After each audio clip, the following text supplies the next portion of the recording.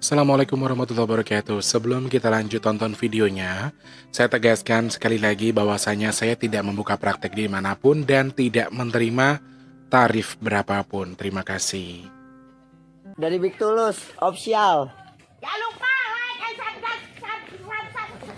Sebrek, sebrek, Ya, sebrek guys, bless guys. sebrek.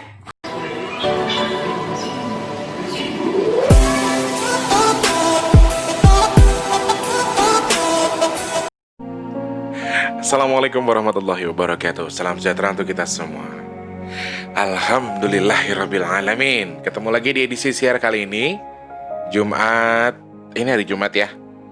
Jumat 18 Juni. 18 September 2020. Di kesempatan pagi hari ini, Mas Teh di sini jam 9 pagi, ya. Baru selesai beraktivitas pagi.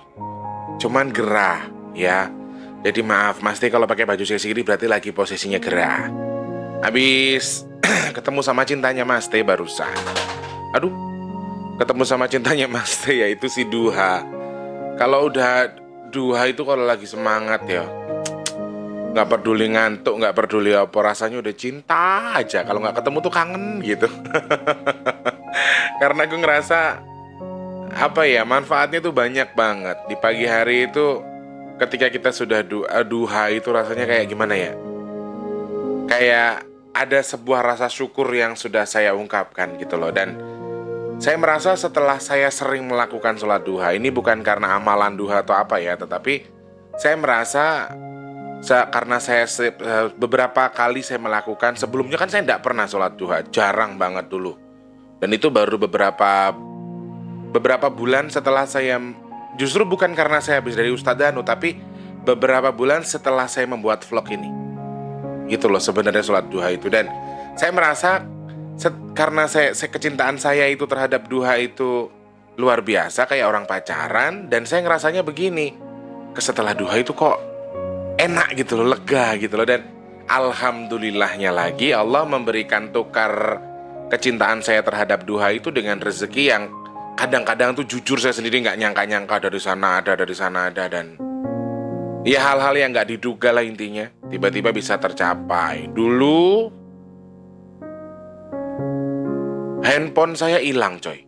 Handphone dari hasil pemberian saya minjam dana sama orang dan handphonenya hilang. Itu tuh saya rasanya kayak bersalah, kayak udah mau kiamat aja rasanya. Tapi percaya atau tidak, 2 hari itu saya bisa beli handphone lagi. Dengan waktu itu kalau nggak salah harganya 4.600.000. Ini yang aku pakai syuting ini. Itulah karena saya nggak ngerti Allah itu gimana cara membuat kejutan buat saya dengan memberikan hadiah saya karena kecintaan saya terhadap duha. Bukan berarti saya merasa saya orang taat duha, bukan. Tetapi saya nggak ngerti gimana cara Allah ini kok bisa gitu loh. Tapi ya itu tadi. Dan jujur Mas saya sangat merasakan sekali manfaat dari sholat duha itu sendiri. Karena benar-benar ketika kita berdoa, ya Allah rezekimu yang di langit turunkan, yang di tanah keluarkan, yang di kanan dan kiri segala macam, kita berdoanya seperti itu, benar-benar loh Allah itu ijabah dan memberikan rezeki entah dari mana saja.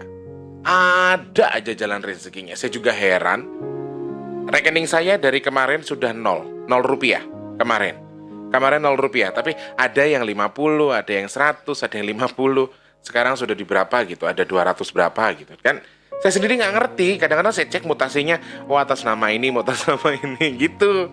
Jadi ada orang-orang baik dari YouTube ini yang dia nggak ngomong, bahkan ketika saya WhatsApp, "Suwon ya Mas," gitu aja dia diam, dia nggak berkomentar.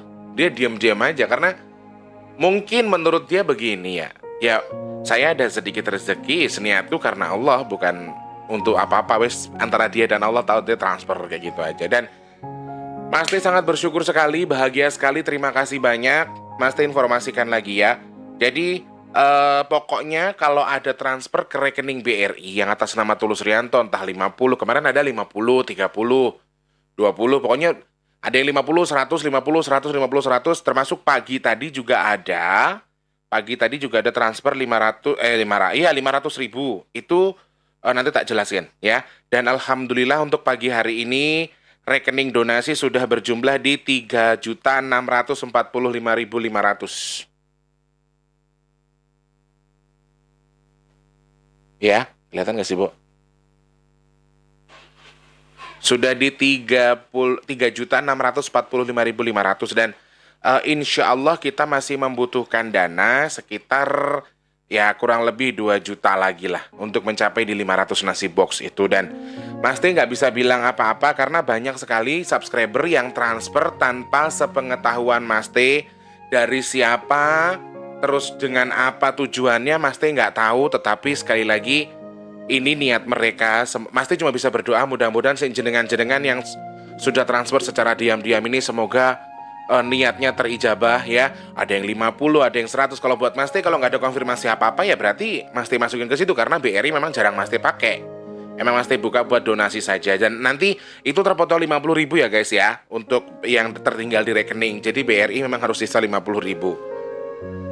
Dan Mas T misalnya ada yang transfer begini, kecuali gini, Mas T saya transfer 1 juta 500-nya untuk nasi box, 500-nya buat Mas T buat tambah-tambah modal dagang, misalnya dalam artinya begitu. Nah itu mungkin bisa Mas T ambil yang 500.000-nya. Ataupun Mas T saya transfer 500, yang 300 nasi box, yang 200 Mas T, baru mungkin yang 200-nya bisa saya ambil. Tetapi ketika tidak ada konfirmasi apapun dari yang transfer, mau 1 juta sekalipun, saya 1.000 rupiah pun saya nggak mau ngambil. Karena itu sudah saya larikan ke situ. Dan saya juga berterima kasih untuk hamba Allah. Kemarin saya berniat, kalau misalnya gaji saya dari YouTube turun, saya berniat ingin menyumbangkan 500.000 dari gaji saya itu untuk nasi box, supaya dapat 50 nasi box. Niat hati saya. Tetapi karena karena tidak turun, saya belum bisa. Karena kondisi keuangan saya juga lagi mepet ya. Saya sedang membutuhkan uang juga. Lalu ada hamba Allah yang ingin mengabulkan nazar saya itu. Dan semalam ada yang WhatsApp, Mas Tulus saya minta maaf sebelumnya, saya pengen mewujudkan nazar jenengan. Saya mau kasih 500.000 untuk diniatkan meluluskan nazar jenengan. Jadi duit 500.000-nya itu dikasih ke Mas T. Terus Mas T masukin ke donasi. Alhamdulillah hamba Allah, semoga bertukar rezeki yang melimpah. Kadang-kadang aku merinding iku loh guys, makanya do sholat atau duha. Bener-bener aku tuh kadang-kadang gimana ya, ya aku orang susah coy, tapi kalau aku udah punya kemauan buat sedekah tuh aku pengen sedekah gitu loh. Cuma pengen sedekah tapi urung teko wayahe, maksudnya masih cekak rezekinya itu gimana gitu loh. Saya pengen ikutan, yang lain pada nyumbang kok saya nggak bisa. Saya yang menggerakkan donasi itu, tapi saya nggak bisa gitu loh. Dan emang Allah itu adilnya, ya Allah ya Rabb. Makanya do sholat atau duha, serius saya kasih tahu bener. Ayolah sholat duha, jenengan punya hajat apa, insya Allah Allah ijabah. Beneran mas, mbak. Aku tuh kadang-kadang bingung kok sama cara Allah tuh gimana kok bisa gitu loh. Terus tiba-tiba yang WhatsApp, mas aku kalau boleh izin aku tak nganu apa jenenge kuwi, aku pengen transfer untuk mewujudkan nazarin jenengan Mas Tulus, kata dia, karena jenengan suka membantu orang katanya. Alhamdulillah ya Allah. Kadang-kadang saya itu bingung ya. Ya bukan berarti ya kalau emang butuh duit 500-nya diambil aja. Ada yang bilang begitu. Kemarin aku cerita sama temanku, minta pendapat. Kalau uang dari orang saya sedekahkan lagi gimana? Ya nggak apa-apa, emang orangnya niatnya begitu kan gitu. Dan ini benar-benar teman-teman, saya sangat merasakan betul manfaat dan betapa dahsyatnya duha itu. Jadi tolong teman-teman, kalau kalian memang membutuhkan apa yang mau kalian mau Allah ijabah, ayo mulai sekarang belajarlah. Cuma 2 rakaat loh guys. Doa minta sama Allah. Lagian pagi-pagi duha itu rasanya kayak olahraga, seger banget. Beneran, enak banget di badan meskipun ya keringetan ya, namanya kita pagi-pagi. Aku cuma bisa bilang terima kasih untuk hamba Allah yang sudah mengabulkan nazar saya, hajat saya. Karena saya tuh gimana ya, saya tuh kalau bisa setiap bulan pengen sedekah juga. Insya Allah ya Allah, mudah-mudahan Allah ijabah. Pengen setiap bulan sedekah. Nanti tanggal 6 Desember kan ulang tahun saya tuh, saya juga pengen bikin nasi box. Tapi niatnya saya sendiri, bukan dari teman-teman.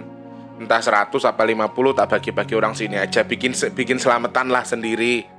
Ya kayak Kak Lala ada orang Jawa kayak gitu, bikin ngomong-ngomong lah istilahnya. 6 Desember Mas Teh ulang tahun, 12 Desember hari haulnya almarhum mama. Memang haul untuk almarhum orang meninggal itu tidak wajib, tidak ada di agama kita pun, nggak ada 100 hari sekian hari gitu, nggak ada. Cuma saya sebagai orang Jawa ikut melestarikan saja, dan saya berniat kalau memang Allah memberikan saya rezeki 12 Desember insya Allah saya mengadakan haulnya di Jakarta, dan bisa mengumpulkan teman-teman subscriber yang ada di Jakarta mungkin untuk berkumpul di rumah. Ya rumah yang panas ini tidak apa-apa lah, yang penting supaya kita bisa berkumpul saja nanti. Jadi satu Mas ingin jadi sebelum tanggal 6 Desember sama 12 Desember ini Mas itu pengen sedekah terus tiap bulan, pengen sedikit-sedikit sampai ketemu nanti di 6 Desember Mas juga sedekah nasi bok. Terus tanggal 12 Desember itu kan almarhum meninggal mamaku yang 1 tahun. Jadi haul 1 tahunnya insya Allah pengen mengadakan sesuatu juga, ya bagi-bagi nasi sedikit lah sama warga-warga sini. Orang sini orang pada baik-baik, kadang-kadang Mas Teh nggak kerja apa-apa, mereka yang mengerjakan. Mas Teh cukup minta tolong saja, yang penting disiapkan nih bumbunya, ini nasinya, ini berasnya, ini kotaknya ini. Yang penting Mas Teh keluar duit untuk beli bahannya saja. Orang-orang sini pada baik-baik sama Mas Teh, alhamdulillah. Dan mama kan juga pernah tinggal sini almarhum, jadi orang-orang sini juga sudah paham. Dan ya alhamdulillah, mudah-mudahan Allah memberi rezeki. Ya gimana rasanya coy, tanggal 6 Desember lu ulang tahun, 12 Desember mak lu meninggal. Itu tuh rasanya yang udah karena kan kami punya kebiasaan di mana setiap tanggal 6 Desember itu kan aku ulang tahun. Jadi nanti adikku puasa, mamaku puasa. Adikku 2 kan, si Mijan sama si Wardi itu puasa, mamaku puasa. Nanti pahalanya diniatkan buat yang ulang tahun. Sama halnya ketika misalnya Wardi yang ulang tahun tanggal 1 Maret, nanti aku yang puasa, mama puasa, Mijan puasa, Wardi juga puasa. Pahalanya diniatkan untuk yang berpuasa. Entah itu salah, dosa atau tidak, saya jujur saya nggak paham, tapi itu kebiasaan kami. Dan waktu itu mama alhamdulillah masih sempat bantuin aku puasa juga. Jadi setiap tanggal 6 itu kan adikku puasa, mamaku puasa, aku puasa juga. Jadi kita sama-sama puasa, nanti pahalanya buat yang berpuasa gitu. Dan mamaku tuh ulang tahunnya karena kita nggak tahu tanggal lahirnya, kita bikin tanggal 22 Desember, hari ibu. Jadi kita bikin hari ibu itu ulang tahunnya mama. Jadi pikiran saya kan, saya tanggal 22 memang ada niat untuk tanggal 22 Desember tuh saya pulang, pengen kita puasa bareng-bareng. Terus saya pengen bikin kue gitu. Ternyata Allah berkehendak lain, ya wis lah. Sekali lagi Allah yang punya kehendak, Allah yang punya kuasa. Aduh, 10-12 menit cuman cuap-cuap gak jelas doang. Mas Teh ngapain sih ceritanya pagi ini? Karena saking saya bahagianya ya. Saya sangat bahagia karena ada beberapa orang yang transfer tanpa, yang saya salut itu transfernya tanpa konfirmasi. Itu justru salut buat saya. Jenengan sedekah tapi nyumputin tangan itu tuh, nih, serius. Banyak orang sedekah yang aku tadi udah ngasih 100 nasi bok, udah begini nasi bok gitu-gitu. Mas Teh ngomong tadi 50 nasi bok, walaupun dari rezeki orang ya. Jadi banyak orang yang tidak mau diketahui, wes niatku wis sedekah jebret, mau disalahgunakan sama Mas Teh, mau diapakan sama Mas Teh, saya udah gak peduli. Yang penting jangan sebut saya di vlog. Banyak orang-orang seperti ini yang ya Allah ya Rob, ternyata kalian tuh orang-orang luar biasa yang memang sengaja Allah kirim untuk membuat kegiatan-kegiatan baik ini semakin berlanjut. Karena kemarin saya ketemu abang-abang Gojek di mana Pejaten Village ya, di depan mall itu gini, "Bang, gak bagi nasi bok lagi bang." "Oh insya Allah bang, insya Allah bang, insya Allah." Dan mereka, "Iya bang, mudah-mudahan dapat rezeki banyak ya bang, biar bisa nasi bok lagi." Itu tuh rasanya kayak, ya Allah ya Rob, ternyata nasi bok yang maaf ya guys, yang harganya cuma 10.000 itu tuh bermanfaat buat mereka loh. Meskipun bagi kita, lah 10.000 apa sih, mungkin ya bagi yang banyak duit. Rekening gue ratusan juta, miliaran. 10.000 tuh apa sih gunanya buat kalian? Cuma, ternyata kalau di Jakarta ini, ini Jakarta ini kota besar ya, tidak semua orang berhidup enak di Jakarta. Jadi itu, ya meskipun hanya meringankan sebulan sekali, setidaknya yes, kita bisa membantu. Dan satu lagi, sedekah yang langsung diterima oleh Allah, pahalanya itu adalah makanan. Ya, teman-teman. Oke, selamat pagi, siang, sore, dan juga malam untuk para subscribernya Mas Teh dimanapun kalian berada tanpa terkecuali saja. Mas Teh sapa untuk yang ada di Indonesia sampai di luar negeri, semuanya tanpa terkecuali. Buat yang di Papua, buat Pak Sem bersama rekan-rekan, semoga lancar, berkah selalu ya Pak Sem, rame. Bersama abang-abang yang ada di sana, selamat bekerja dan juga selamat bertugas. Semoga Allah limpahkan rezeki kesehatan selalu untuk yang di Makassar lagi, yang di Papua ya. Timika Jayapura, kemudian untuk yang ada di Merauke juga di sana ya. Untuk yang ada di Makassar, di Sulawesi, Toraja, kemudian untuk yang ada di Polewali Mandar, Kendari, Palu, terus untuk yang ada di Pulau Kalimantan, ya Kalimantan Timur, Kalimantan Barat. Halo buat sahabat aku yang dari Sambas, ternyata ada subscriber Big Tulus Official yang dari Sambas, Kalimantan Barat. Halo Muklis, selamat bergabung bersama kita ya Muklis ya. Semoga sehat buat kamu dan Allah selalu memberikan rahmat untukmu, amin. Kemudian yang ada di sana untuk yang ada di Pasir, Bontang, Balikpapan, Palangkaraya, terus untuk yang ada di Pasir, Bunda Sriatun, ayo lengkapi bun sedekahnya biar tambah banyak. Masih butuh banyak bun buat sedekah. Mama aku letak rayungannya biasanya gue bolong terus. Oh iya Mas Tulus jebret. Alhamdulillah. Pokoknya semuanya tak rayu-rayu. Bahkan kemarin ada challenge dari Pak Sem yang suruh ngerayu dia untuk dapetin nasi box. Dan aku dapat 100.000 dari Pak Sem, tak masukin ke donasi 50 dari Nisma. Berarti kan Nisma yang dikasih sama Pak Sem untuk nasi box. Jadi di grup itu ada challenge untuk ngerayu. Sayangnya Pak Eko-nya nggak keluar-keluar. Padahal Pak Eko yang disuruh ngerayu. Nih, Mbak Asri atau siapa suruh ngerayu Pak Eko. Nanti kalau sudah dirayu, Pak Sem ngasih duit nih 50.000 per satu orang. Untuk sumbangan nasi box, 5 nasi box. Ya kan, sebenarnya lumayan gitu loh. Nah, challenge-nya begini nih. Aku nggak apa-apa kok ngerayu-ngerayu dikit ya. Yang terpenting larinya ke donasi, dapat pahala juga. Aku ngerayu jenengan kena dapat ngasih ke donasi, jenengan ngasih dapat pahala. Aku udah ngerayu juga dapat pahala dong. Nah, inilah rantai-rantai pahala yang tidak terputus. Semoga selalu bersama kita sampai akhirat nanti ya. Kemudian yang ada di Sumatera, Padang, Jambi, Bengkulu, Pekanbaru, terus Bangka Belitung, Sumatera Selatan, Palembang, dan juga Lampung.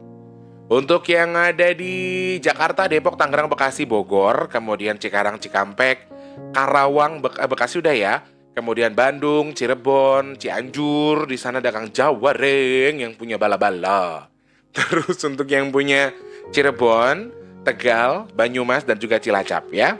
Kemudian Semarang ada Weleri, Kendal, Rembang. Kemudian untuk yang ada di Wonogiri, Klaten, Magelang, Jogja, terus Solo. Kemudian Sukoharjo dulu baru Solo Tulus. Oh iya bener.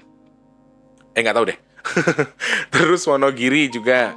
Lalu untuk yang ada di Jombang, Malang, terus juga Sidoarjo, Gresik, Jawa Timur, ada dari Ponorogo, Tulungagung, Sidoarjo, apa nanti mana gue? Banyuwangi, Surabaya, wes pokoknya semuanya di Madura juga ya.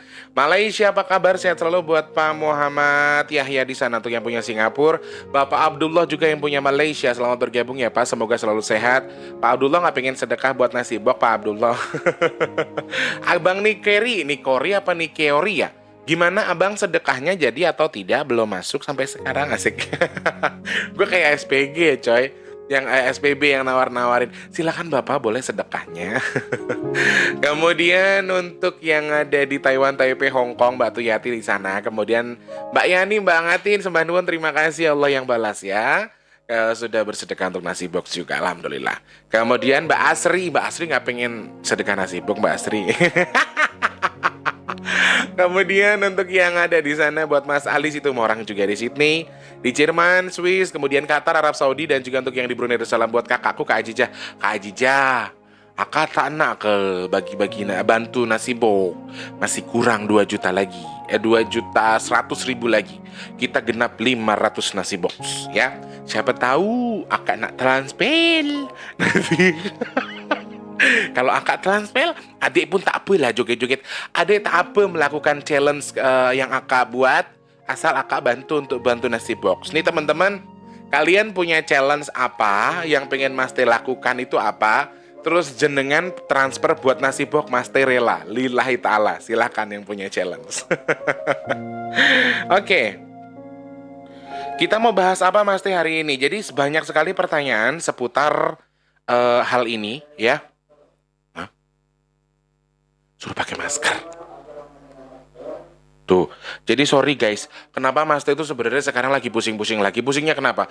Dagang sih tetap dagang, tapi sorry, kami tuh diawasi Satpol PP loh coy. Keluar dikit nggak boleh. Pokoknya keluar rumah, keluar kamar ini harus pakai masker. Kalau tidak, kami didenda 250.000 ya. PSBB Jakarta, sumpah. Jadi kami hampir setiap menit itu ada pemberitahuan di masjid soal itu. Mas T, ditunggu pembahasannya tentang kisah-kisah dan juga tokoh-tokoh dari Mahabharata sebenarnya fiktif atau nyata. Mereka dari bangsa manusia atau bangsa jin. Oke, nanti kita bakal bahas ya. Dari Mas Eko Haryanto, dan ini yang memang sedang saya ingin bahas. Tokoh-tokoh pewayangan itu sebenarnya fiktif atau tidak sih?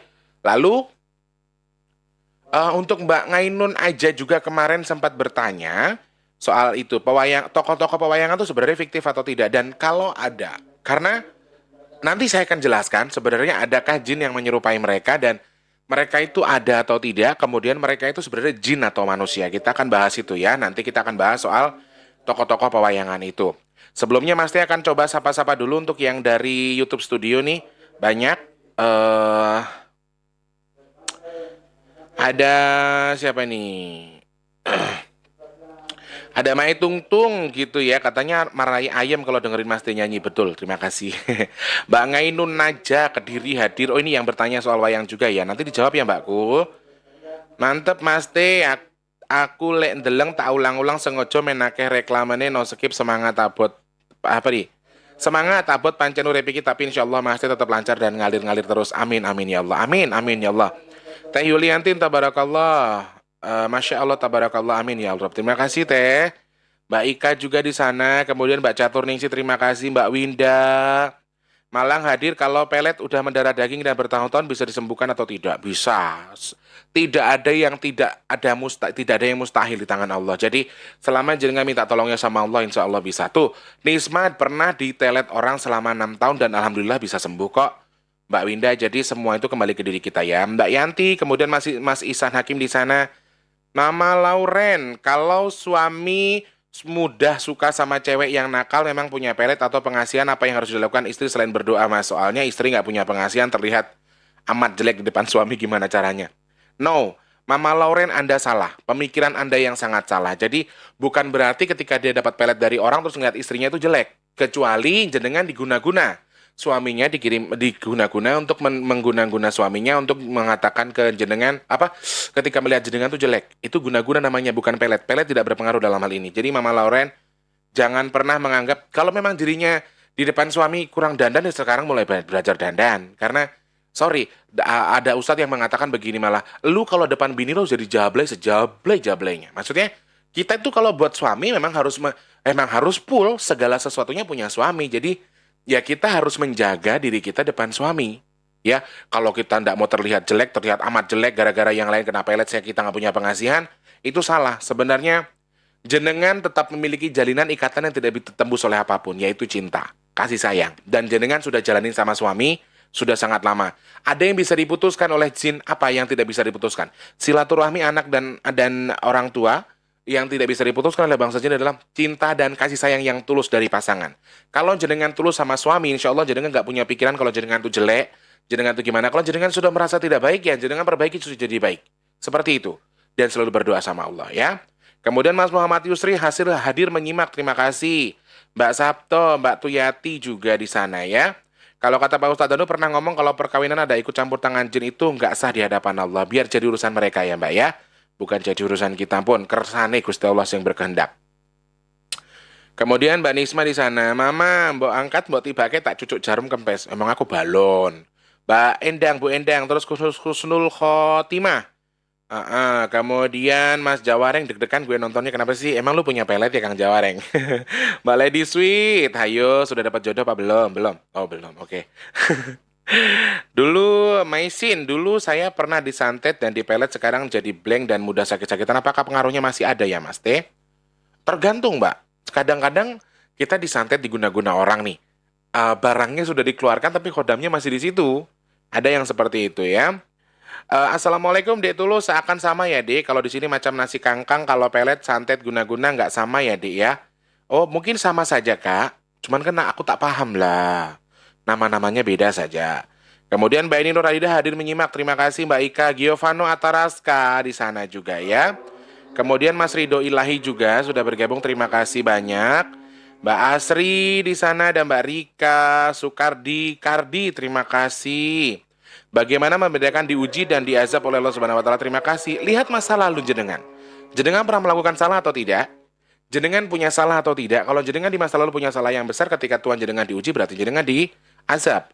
Tetapi ketika jenengan tidak merasa memiliki kesalahan yang fatal di masa lalu, tapi di Tuhan jenengan disiksa atau diberikan ujian sama Allah, berarti jenengan diuji. Gampang banget membedakannya ya. Kemudian yang terpuji, nauzubillah bin dzalik, yang paling ditakutin itu dari umat manusia adalah memiliki ilmu yang munafik. Betul sekali ya. Terima kasih. Memiliki ilmu yang munafik itu memang sangat-sangat luar biasa berbahaya ya. Wow, sudah 24 menit bersapa-sapa saja. Semoga tadi beberapa pertanyaan tadi bisa membuat kita menjadi lebih dekat dengan Allah, menjadi lebih mengerti bahwa memang banyak sekali hal-hal yang tidak dimengerti oleh manusia lain, dan mungkin saja ini hanya sesuatu hal yang selama ini kita tuh bertanya-tanya, tapi akhirnya kita bisa tahu dari hasil itu gitu loh. Dan sorry, di sini 9:30 kok udah ngaji tumben nih masjid ya, karena ada Satpol PP keliling coy di PSBB ini. Ya Allah, mudah-mudahan orang-orang seperti saya, khususnya yang memang kesulitan rezeki, kesulitan finansial selama PSBB Jakarta, semoga Allah bantu untuk dilimpahkan rezekinya, amin ya Allah. Oke, kita langsung lari ke topik pembahasan. 25 menit coy, sapa-sapa gak jelas lu. Tulus nih, ngapain aja sih lu dari tadi? Oke, sebenarnya tokoh pewayangan itu sebenarnya ada atau tidak? Kemudian kita bukan membahas Mahabharatanya ya.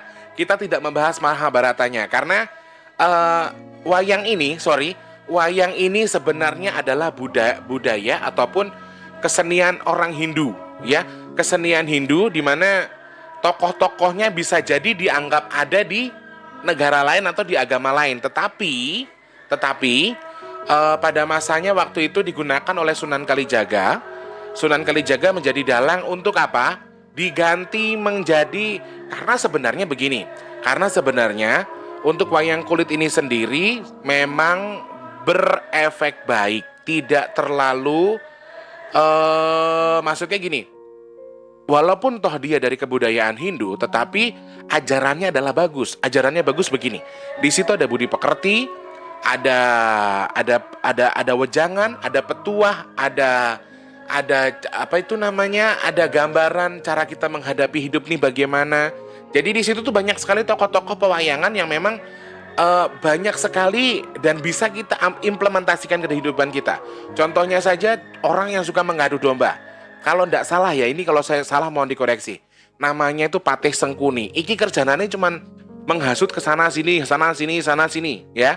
Patih Sengkuni ini menghasut gimana caranya Pandawa ini dibunuh sama Raden Sopo jenenge ya. Pokoknya musuhnya mereka itu ada sendiri. Jadi dia maunya gimana caranya pokoknya Pandawa ini dibunuh supaya mereka bisa menguasai semua. Mereka tuh sebenarnya bersaudara tapi mereka saling memperebutkan warisan ataupun warisan leluhurnya. Jadi mereka memiliki tanah yang luar biasa, memiliki kerajaan lah intinya. Jadi mereka tuh saling berebut tahta di situ. Saling merebut tahta dan ada yang menguasai yang pengen banget serakah, ya. Jadi mereka sering berselisih paham, dan yang sering menjadi sumber selisih paham ini namanya Sengkuni sama Patih Sengkuni sama Mbah Durno. Durno itu salah satu pendeta tapi yang membelok, pendeta yang tidak benar. Jadi sebenarnya wayang kulit itu sumbernya dari kebudayaan Hindu, tetapi bagus untuk pengetahuan, budi pekerti. Intinya tuh gini loh, kita ngelakuin salah ya kita bakal dapat salah, kita ngelakuin benar. Jadi banyak pelajaran hidup di wayang kulit itu. Akhirnya Kanjeng Sunan Kalijaga memanfaatkan itu untuk menyebarkan Islam, ya. Menyebarkan Islam, kemudian dijadikan media untuk berdakwah ke masyarakat sekitar. Akhirnya jadilah sampai sekarang yang namanya wayang kulit. Dan satu hal, dalang wayang kulit itu tidak semua muslim. Saya pernah bertemu dengan salah satu dalang, karena saya termasuk orang yang mencintai budaya itu, ya. Saya pernah bertemu dengan salah satu dalang di daerah Taman Mini. Waktu itu saya ngisi acaranya, saya ngisi campur sarinya. Cuman pas malam wayang kulit gitu loh, di daerah Taman Mini itu waktu itu. Dan memang oke, itu dulu budaya Hindu. Kemudian yang menyebarkan adalah Kanjeng Sunan Kalijaga. Berarti sudah dipastikan kalau Islam ini kan berkaitan dengan Muslim. Tetapi ternyata tidak, ya. Ada dalang wayang kulit yang beragama Buddha, ada yang beragama Kristen juga. Dan itu yang baru saya tahu. Selain itu saya nggak ngerti. Ya, saya nggak paham soal itu. Karena sebenarnya wayang ini menceritakan budi pekerti yang baik. Tidak berhubungan dengan agama sama sekali. Meskipun dia datangnya dari Hindu. Dulu tuh budaya Hindu. Hanya dimanfaatkan oleh Kanjeng Sunan Kalijaga untuk menyebarkan agama Islam. Jadi sebelum saya mengulas ini nih, saya sudah baca di Google. Saya sudah pahami betul dan saya memang saya mengerti betul. Karena begini, kalau jenengan anggap itu fiktif atau nyata, menurut saya pribadi, ini menurut saya, itu fiktif. Sebenarnya tokoh-tokoh pewayangan itu tidak ada. Hanya diciptakan untuk membuat apa sih? Diciptakan untuk membuat gambaran pelajaran kehidupan manusia. Ya anggap saja begini, Allah ini dalangnya. Nah, wayang-wayang inilah kita. Jadi filosofi yang saya baca tuh seperti itu sebenarnya. Tetapi dari segi pandang saya pribadi, dari agama saya, ya itu fiktif. Tetapi kalau misalnya di agama tertentu atau di kepercayaan tertentu mereka dianggap ada, maaf, sebagai dewa dan lain sebagainya, saya mohon maaf sebelumnya. Ini sebagai pandangan saya pribadi karena saya adalah salah satu orang yang sangat menjaga budaya. Saya sangat suka dengan kebudayaan dan saya orang Jawa. Siapa lagi yang ingin melestarikan budaya Jawa itu kalau bukan saya gitu loh teman-teman. Jadi kebetulan saya itu nggak tahu kenapa dulu saya benci, tapi sekarang saya sudah mulai suka dengan wayang kulit. Bahkan saya bisa nonton, nanti saya pendam dulu hari ini 3 jam, besok saya lanjutin lagi. Saya sukanya Ki Seno Nugroho tuh. Saya suka banget sama Ki Seno Nugroho. Dan saya tuh memperhatikan betul ya. Aku sampai apal loh wayang kulit iki Ki Sopo, Ki Kresna, Prabu Baladewa, terus Gatot Kaca, terus ada si Antasena gitu-gitu, aku hafal sampean. Ini nih wayangnya apa namanya, aku sampai hafal. Ada beberapa yang hafal gitu loh, nggak semuanya sih. Jadi saya memang sangat menyukai itu dan ya dianggap saya praktisi kebudaya, ya nggak apa-apa sih praktisi budaya wes apa-apa. Karena itu budaya kita, adiluhung ya punya kita dan sudah sewajibnya kita jaga, jangan sampai diambil sama negara lain loh. Karena orang luar negeri aja ke Indonesia untuk meneliti wayang. Satu kelebihan wayang ini adalah gamelannya menurut penelitian dari orang Jerman apa mana gitu, aku pernah baca. Instrumen gamelannya itu bisa menghilangkan stres. Beberapa jenis gamelan yang diciptakan untuk mengirimi wayang kulit ternyata memiliki fungsi masing-masing untuk melonggarkan otak, untuk meluruskan syaraf. Maaf kalau kata-kata saya agak sedikit ini ya, karena aku orangnya memang nggak ngerti cara ngomongnya gimana yang benar. Tapi misalnya saron untuk ini, gong buat ini, ternyata menurut penelitian dari orang Jerman ada manfaat masing-masing dari gamelan itu, dan itu luar biasa loh. Itu khasanah budaya yang memang harus kita lestarikan, harus kita jaga. Terkait ada maaf sebelumnya nih, saya minta maaf. Wayang kulit ada ingkungnya, ada sajennya, ada apanya. Itu sekali lagi kita kembalikan ke mereka yang melakukan ya. Saya tidak tahu, saya tidak mau berkomentar dalam hal itu. Terkecuali begini teman-teman. Jadi kamu pernah punya nazar ya? Kamu pernah punya nazar. Aku misale, anakku perempuan semua.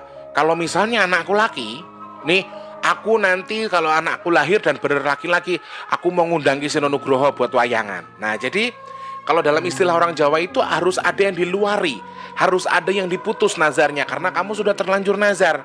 Nah biasanya ketika kamu meluari nazar itu ada janur yang sengaja diikat kemudian dibuka oleh dalangnya, dan seakan-akan ya sudah di malam hari itu nazarnya itu sudah tersampaikan. Meskipun mungkin di kanan kiri itu ada sajen, ada ayam, ada ingkung, ada kembang segala macam, dan saya tidak mengerti, saya nggak bisa berkomentar dalam hal itu. Tapi ya itulah khasanah budaya kita, gitu loh. Dan sebenarnya kayak sajen-sajen ini ada filosofinya kok teman-teman. Jadi saya nggak bisa menjelaskan, tapi jenengan pengen mencoba menjelaskan silakan. Contoh kecilnya saja ketika orang Jawa bilang, kamu kalau pas lagi netonmu bikin jenang merah, jenang putih, itu tuh sebenarnya ada filosofinya seperti apa. Jadi jenengan silakan cari sendiri infonya, saya nggak bisa menjelaskan di sini. Nanti kapan-kapan kita bahas soal sedulur papat limo pancer itu ya. Sebenarnya mereka itu apa sih? Ada atau tidak? Dan mereka itu sebenarnya jin apa? Korin atau apa? Nanti kita bakal bahas kapan-kapan ya. Kapan-kapan kita bakal bahas sedulur papat limo pancer itu, karena ada beberapa pertanyaan juga yang sudah masuk dan arahnya ke situ. Arah pertanyaannya ke situ. Jadi Mas T coba untuk mendengarkan, kemudian menghafalkan, dan coba nanti ketika sudah waktunya Mas T akan angkat cerita itu. Dan Sekali lagi, kalau menurut Mas T, tokoh-tokoh pewayangan itu semuanya fiktif. Hanya dibentuk untuk pagelaran budaya saja, kemudian untuk memberikan kita pelajaran. Kenapa kok dalang ini nggak semua dari Muslim? Karena sebenarnya wayang kulit ini universal. Wayang kulit ini mengajarkan kita untuk ya gini loh, orang hidup tuh kayak gini. Ada yang jahat, ada yang baik. Ya sama kayak tontonan, tapi kalau wayang kulit ini bisa dijadikan tuntunan juga. Karena ketika kita menonton tuh kita akan melihat sosok-sosok ataupun tokoh-tokoh yang berbagai macam jenis. Ada yang emosional, contohnya kayak si Werkudara. Itu kan Werkudara itu kayak si Abdul tuh kalau ngomong gede banget nadanya dan orangnya emosional. Kalau si Werkudara itu, jadi dia tuh nggak bisa denger orang dia dihasut sama Bapodorno, dia dirayu sedikit kena. Itu si Werkudara. Jadi banyak sekali tipe-tipe manusia yang memang mungkin saja ditelurkan ada di tokoh pewayangan itu. Termasuk tadi Sengkuni yang kerjaannya cuman ngadu domba sono, ngadu domba sini untuk nyari-nyari keributan. Ya di Indonesia banyak orang-orang provokator seperti itu, ya. Maaf, kayak contoh yang digambarkan di film Tilik tuh kayak Butejo misalnya. Nah, itu kan itu bisa dikategorikan sebagai wayang Sengkuni kalau di wayang kulit. Tetapi ternyata pada dasarnya di dunia nyata juga ada orang-orang seperti itu. Nah, ini yang kita jadikan pelajaran. Sebenarnya meskipun toh mereka menurut Mas T itu fiktif, tetapi kita perlu hati-hati betul. Karena di sini banyak orang yang mengatakan, banyak dukun yang mengatakan kalau mereka memiliki khodam Petro, khodamnya Bagong, khodamnya Gareng. Terus yang lebih terkenal lagi adalah keris Semar Mesem atau pelet Semar Mesem, ya. Pelet Semar Mesem yang dibawain keris yang bentuknya kayak semar itu yang segini, kayak aki semar, ya. Semar itu mesem tan ora samar. Kenapa dibentuk dia tersenyum? Karena Semar itu sedihnya nggak nangis, ketawanya bukan senang. Jadi banyak sekali filosofi di tokoh Semar itu sendiri. Jadi banyak bangsa jin yang mengaku Pandawa atau banyak yang mengaku Pandawa, banyak yang mengaku Punokawan, termasuk Petro. Petro Bagong itu mungkin digambarkan sebagai pembantu ataupun abdi dalamnya abdi dalamnya Pandawa, tetapi sebenarnya mereka ini orang-orang hebat, orang-orang sakti. Digambarkan kalau mereka ini adalah orang-orang sakti. Karena Semar ini ataupun Semar Bodronoyo ini digambarkan sebagai seorang anak dewa yang sengaja disingkirkan oleh orang tuanya untuk memakan gunung di sebelah barat dan gunung satu lagi di sebelah timur dimakan sama yang namanya Mbah Togok. Dan Semar ini adalah penolong para Pandawa, emang dewa. Jadi makanya banyak jin yang menyerupai beliau, pengen sok-sokan ngaku Semar, karena Semar ini digambarkan adalah sosok meskipun bentuknya jelek, perutnya gendut, orangnya gini, jelek, mulutnya gimana, tetapi sebenarnya adalah tokoh sakti, yaitu dia adalah putra dari dewa. Jadi banyak hati-hati ya. Neng YouTube kita sakit banget. Di YouTube tuh sudah banyak sekali. Khodam yang ngakunya Petro, khodam yang ngakunya Gareng. Ya mereka cara bicaranya sama, cara geraknya juga sama. Maksudnya ya kayak Petro, kayak Gareng kayak gitu. Cara bergeraknya sama seperti itu. Tetapi sekali lagi, jujur, Mas T yang berani bilang mereka itu sosok tidak ada. Mereka itu sosok fiktif.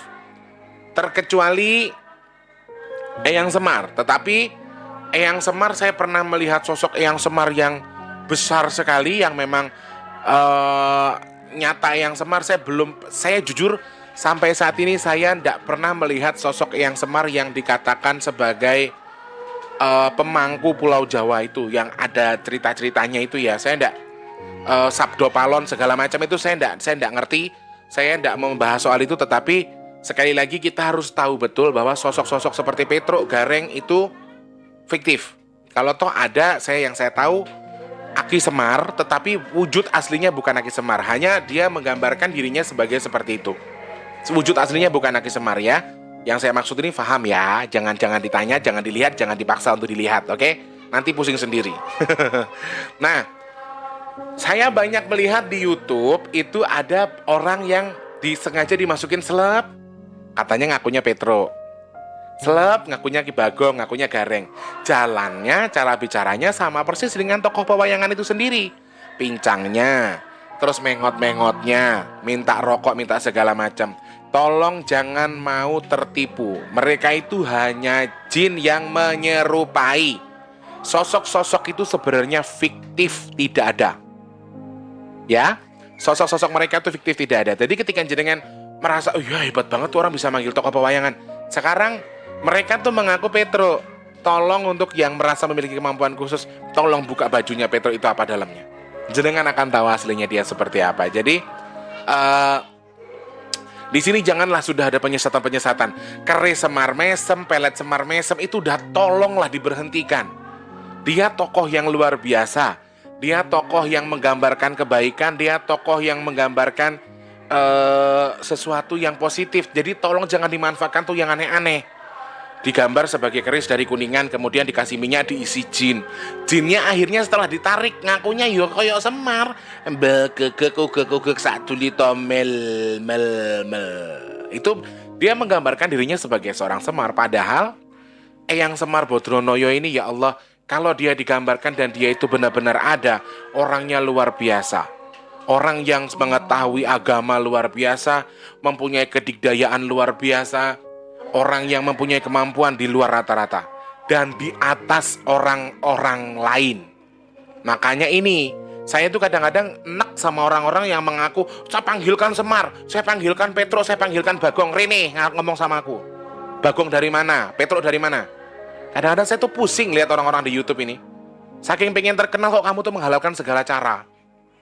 Mbok tarik, padahal yang kamu tarik itu jin. Kamu tuh tahu nggak itu aslinya siapa? Kamu tahu.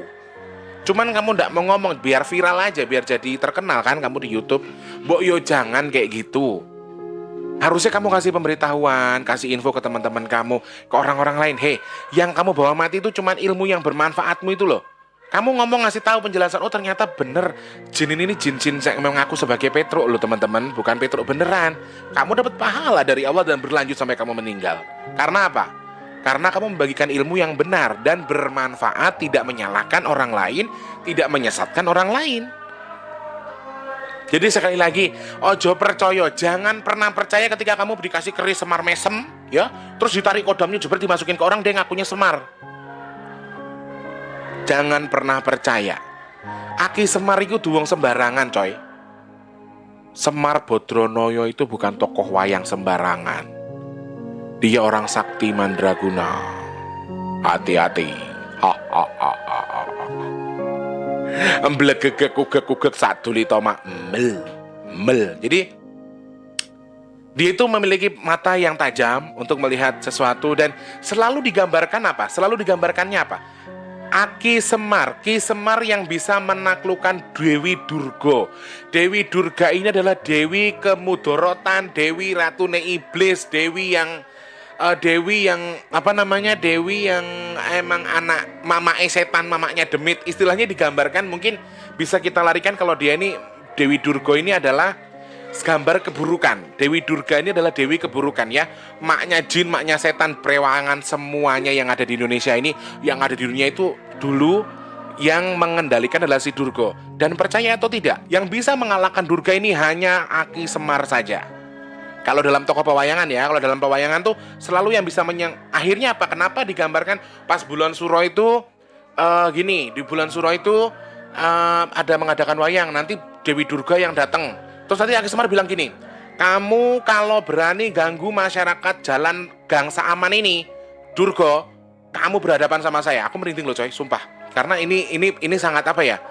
Itu sangat mistis banget loh. Wayang kulit itu bukan wayang sembarangan loh. Ada isinya loh di semua wayang itu. Kadang-kadang ada wayangnya yang ada kodamnya juga loh yang dia pakai itu. Jadi makanya ketika di closing, ketika di penutup wayang ya, yang ditugaskan membersihkan pasukan-pasukan Kurawa itu adalah Werkudara. Werkudara kamu bersihkan pasukan-pasukan yang mengotori dunia kita. Maksudnya membersihkan sesuatu yang jelek. Kemudian yang menyingkirkan jin ataupun perewangan dari Dewi Durga ini selalu Aki Semar. Dewi Durga, makanya selalu ada kata-kata seperti itu. Berani kamu ganggu orang Gang Saaman ini, jin-jinmu semua kamu bawa pulang sana. Kamu singkirkan, kamu suruh pergi dari kampung ini. dari kampung. Nah, disebutlah kampung tempat mereka bermentas itu tadi, mentas wayang kulit. Dan diyakini nanti jin-jin nakal yang ada di situ secara tidak langsung terbuang, pergi jauh karena mereka tidak mau di situ, karena mereka takut dengan kaki Semar tadi. Nanti misalnya, Durga, iki aku Semar, aku musuhmu, aku sing iso naklukne kowe. Kowe kalau berani sama aku, sama satu lagi anaknya Dewi Durga itu namanya Betara Kala. Betara Kala itu adalah buto besar yang memang digunakan untuk memanfaatkan untuk memakan anak-anak zaman dulu, terus menyebarkan kesialan ya, terus makan-makan manusia. Zaman dulu memakan manusia, makanya selalu kalau nggak kaki Semar yang membantu untuk menaklukkan si Betara Kala ini sama Dewi Durga, kalau nggak kaki Semar ya sama Doro Kresna ya, sama Prabu Kresna. Jadi mereka berdua tuh selalu beriring-iringan. Lek jenengan kamu bawa pergi anak buahmu itu semuanya, dari jin, kuntilanak, segala macam yang ada di kampung ini, bawa pergi Durga sama kamu. Kalau kamu berani ganggu warga kampung Gangsa Aman, urusanmu sama aku. Gitu. Terus ternyata di badan Betara Kala itu ada rajahnya, ada mantranya, dan mantranya itu yang bisa membaca hanya Ki Semar. Lek kowe nggak gelem lunga saka kampung Gangsa Aman iki Betara Kala, kowe tak mantra ning awakmu kuwi kowe sing gobong, kamu yang hancur. Nah, itu sebuah gambaran kalau ya istilahnya tuh wayang kulit itu sebenarnya mistis, kemudian banyak filosofinya juga di situ, dan kita menganggapnya adalah berarti di kampung sini sudah nggak ada demit, karena demitnya sudah dibersihkan sama si dalang tadi, digambarkannya dengan si Betara Kala dan juga Dewi Durga yang sempat diusir sama Ki Semar sama Prabu Kresna tadi, teman-teman. Jadi ini sebuah pelajaran ya. Wayang kulit ini adalah sebuah filosofi, wayang kulit ini adalah sebuah ilmu kehidupan sebenarnya yang bisa kita implementasikan di badan kita, khususnya kita orang Jawa ya. Dan wayang ini tidak semua dari kulit, ada yang dari kayu, wayang suket, wayang golek ya. Di daerah kita juga ada, daerah sana ada. Jadi wayang ini banyak sekali tipenya ya. Wayang apapun tujuannya hanya satu, digunakan untuk menyebarkan kebaikan, tidak hanya agama tetapi kebaikan saja yang mereka sebarkan. Tontonan juga sekaligus tuntunan. Kurang lebih seperti itu, teman-teman. Jadi besok lagi kalau kamu nemu dukun, nemu kiai, nemu ustadz, nemu sopo, dia mengaku bisa memanggil Petro atau Bagong, jangan percaya, itu bullshit, itu bohong. Ya, justru kamu ingetin, Pak, jenengan nggak boleh kayak gitu, Pak. Itu kan kebudayaan kita, Pak. Kenapa Bapak kotori? Kalau memang kamu punya kemampuan khusus, silahkan kamu buka. Siapa yang di dalam Petro itu? Pasti ada celah. Kalau dia hanya menipu, pokoknya dia pura-pura jadi Petro dari Bagong, sudah pasti itu hanya penipuan saja. Jenengan buka saja tabirnya. Nanti jenengan tahu dalamnya siapa.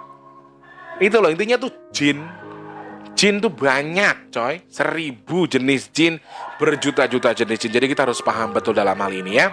Oke, kurang lebih penjelasannya seperti itu. Semoga ini menambah wawasan kita, menambah pengetahuan kita, khazanah budaya kita. Ya, ini wayang kulit punya kita, coy. Kita yang harus jaga, kita yang harus melestarikan. Jadi jangan biarkan negara lain mengakomodir wayang kulit, mengakuisisi. Jadi kita harus melestarikan sebagai anak bangsa yang baik. Kita harus melestarikan kebudayaan kita. Kita harus menjaga warisan kebudayaan yang sudah leluhur kita turunkan terlebih dahulu dari dulu ya. Perkara ada sajen dan lain sebagainya, itu no comment. Saya tidak berkomentar dalam hal itu. Silakan cari tahu manfaatnya nih apa sebenarnya sajen ini, kemudian filosofinya apa ya.